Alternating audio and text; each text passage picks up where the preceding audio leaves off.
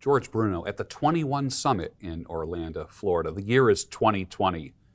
We're having a great event, and I'm talking with Steve the Dean Williams in the studio today. Welcome, Steve. Always a pleasure, man. Absolutely. Always. How's it going here so far? Wonderful, as always. Anthony Jonathan just kicking butt. The studio, the people, the atmosphere is a lot of positive energy, and this is one of my best parts is to sit down with the great George Bruno. Oh, thank you. I love you, thank man. you. You've been on 2 stages already, right? Yes, sir. Yes.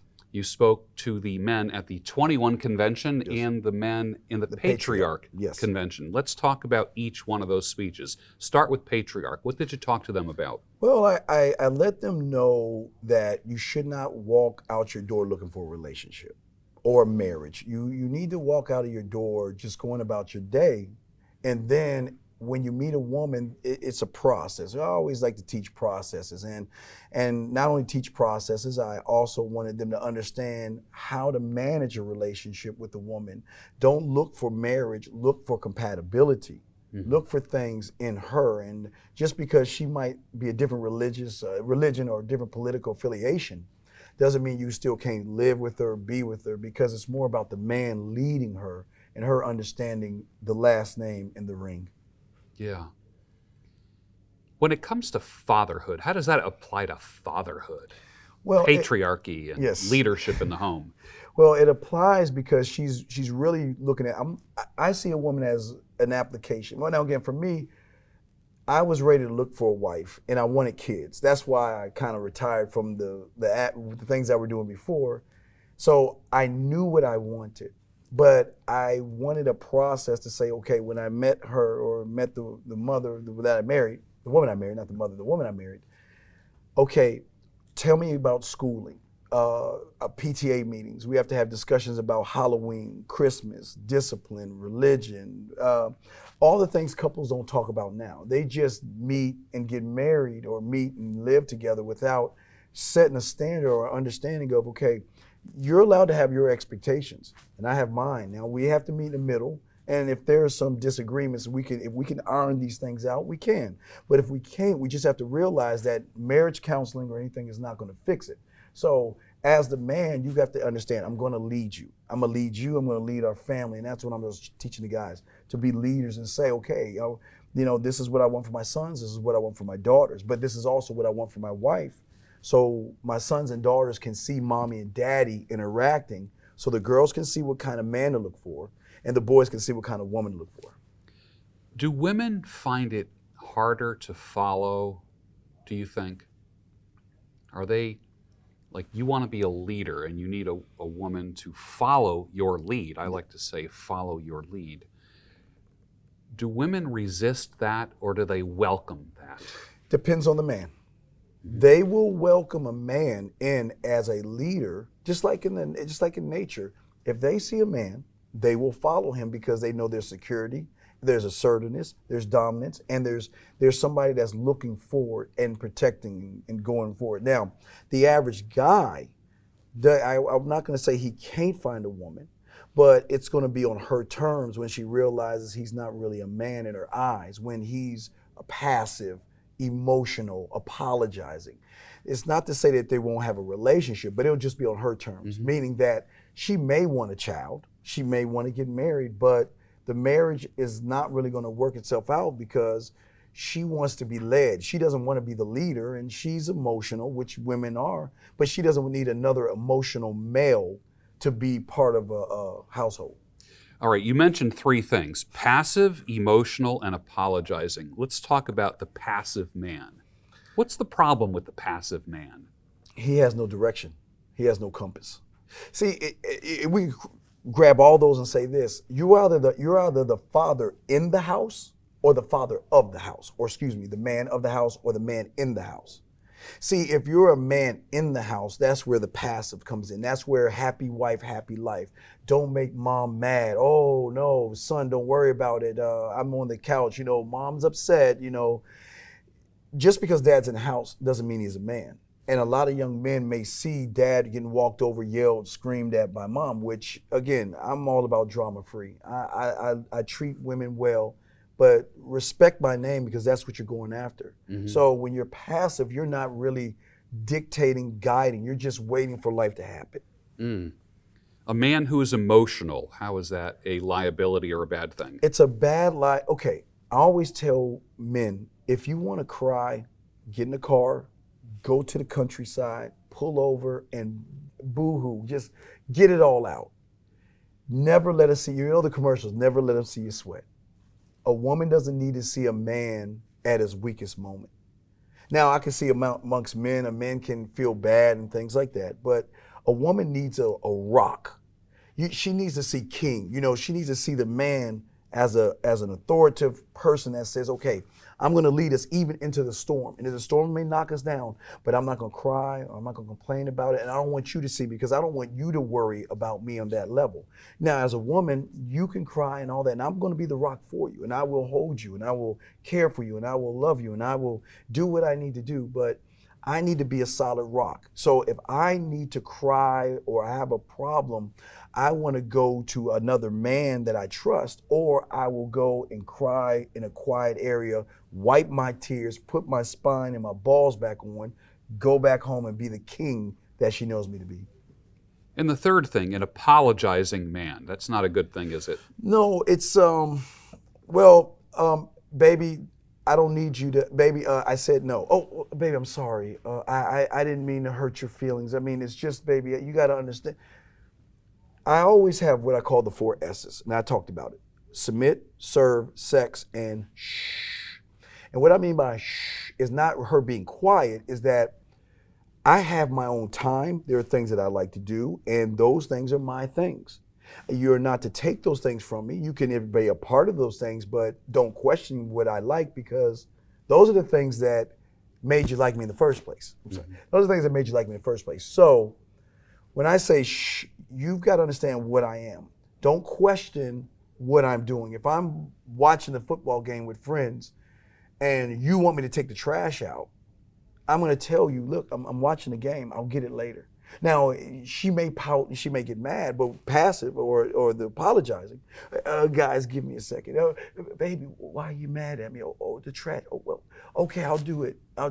She doesn't want that. Mm-hmm. She wants someone to say, listen, I love you, I respect you, but please don't try to make me look like a female dog, because don't try to make me look weak in front of people. Don't make me look weak in my home, because we should have an understanding.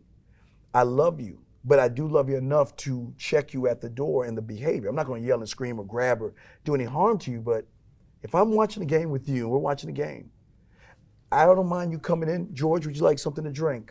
Can I get you guys something to drink? But don't come in testing my manhood around other men or in my domain. Mm-hmm. Baby, you got to leave. I'm watching the game. I'm not going to apologize to that. And when you're at a set, I'll walk in and I say, listen, don't do that again. And I'm going to tell you why, because I'm spending quality time with somebody. You have all my time, and if you need me for the kids, if you need something, just ask. I'll go. But don't test or challenge my manhood in front of other men. A man should never be seen weak by another man, especially in his home, in his castle. These 3 things are almost, to me, that's like the real pandemic right here, the passive, emotional, and apologizing man. Yes. But there's no medication for that.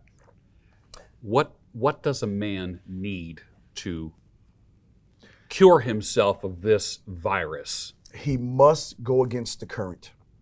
He must, what I call, die every day. And I mean by dying is evolving. He must be sad. I always tell guys, 11:59, I'm sad. It's the saddest day of my life, because I've got to get going to the person I love, admire, stalk, and that's me. Because who I am today is not who I was yesterday. Mm-hmm. Because I'm always growing. I'm always evolving as a man. And the cure to those things are the man understanding what the man is. What am I to me? Before I can be something to you, I must be something to myself. Yeah. And until I know what I am, I can't tell you what I am to you, because I don't know me. And a lot of men, they don't know themselves. So what they do, because of mom, a lot of guys will take the umbilical cord out of mom and they'll look for a man on YouTube or someone like that to attach the umbilical cord to that reminds them of mom. So when somebody's saying something about that YouTuber, they come as a defense because an attack on him is an attack on what? Mom. So the first thing is cutting that umbilical cord. You must make that cut and say to yourself, you know what? I need to know my definition of me.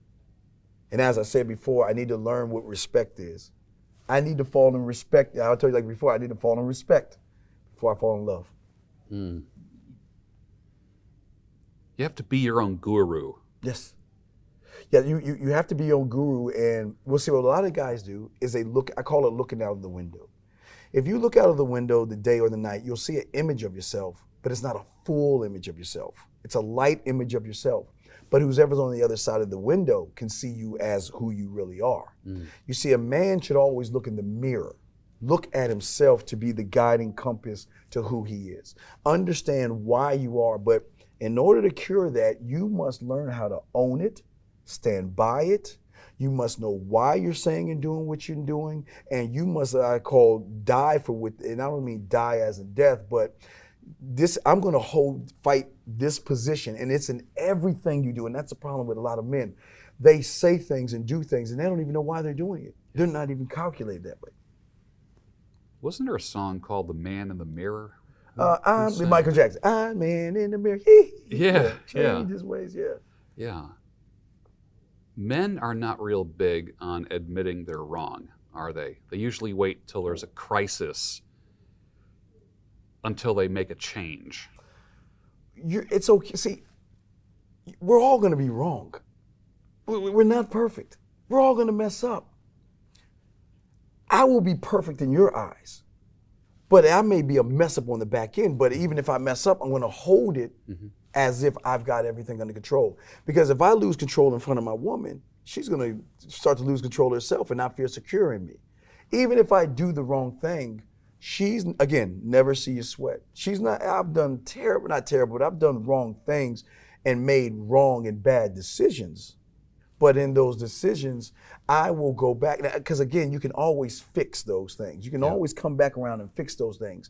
But one thing I always do is I make sure that she's taken care of. I would love to read between the lines, and that's something men don't do is when it comes to marriages and relationships.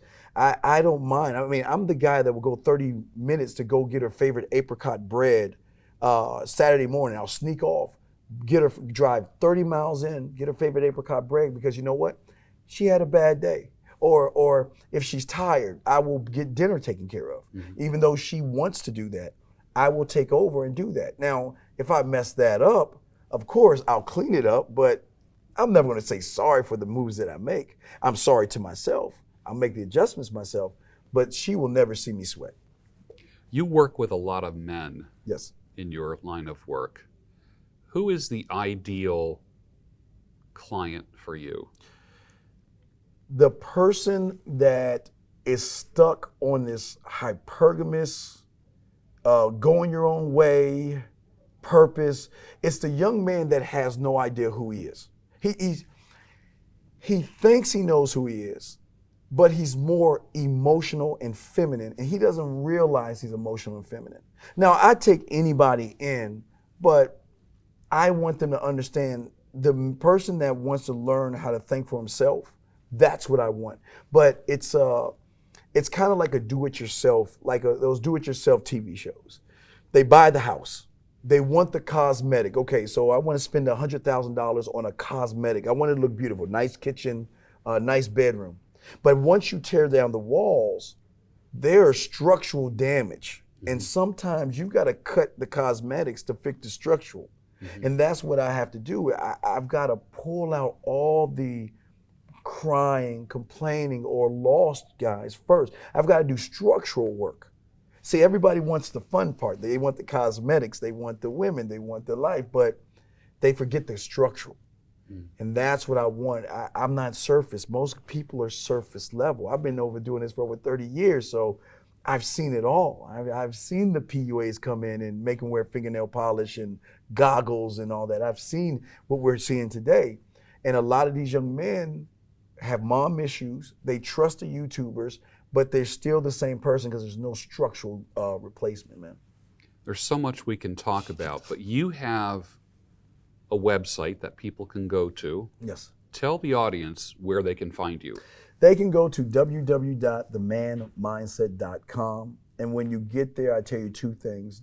Don't trust me, don't believe me, see it for yourself. Because, George, I'm always saying to them, don't listen to my message. Don't worry about the messenger. Become the message. And once you become the message, you will begin to learn yourself more, George. That's what I'm all about. Excellent. Steve the Dean Williams, teaching men who are emotional, passive, apologizing, to kind of man up a little bit. Be the man in your home. What did you say? Be the man of the house, not the man. No, be a man. Be the man in the house, not of the house. Because see, when you're of the house, that means that you're there, but you're not running the show. Gotcha. When you're in the house, wait, you're confusing me now. Yes.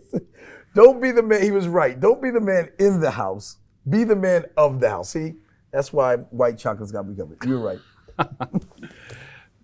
What I love about the message is that so many men they're operating their life not knowing the power that they have. And you basically help men, you inject power into them that they never thought that they had. George, they already have the power, they don't know it. I always tell men they're a winner. When mom met dad, what they had in them got them to the egg. Yeah. There was no YouTube, no Instagram, no Facebook, no hypergamy, not going your own way, no purpose. It was just them getting to the egg. Something happened along the way where they forgot who they were, and that feeling they called fear. They named it wrong. That feeling, I always tell guys, the feeling they have is the lion that's trying to come out of them and say, get out of my way, let me lead you. Don't suppress it, embrace it. So yeah, I'm trying to get them to embrace what they call fear, because that is something that got them to the egg, man. There is a lion inside every man that wants to get out, and Steve the Dean Williams can help you do that. Thank you, Steve. It's always been a pleasure, man. Man, love this guy. The best in the biz.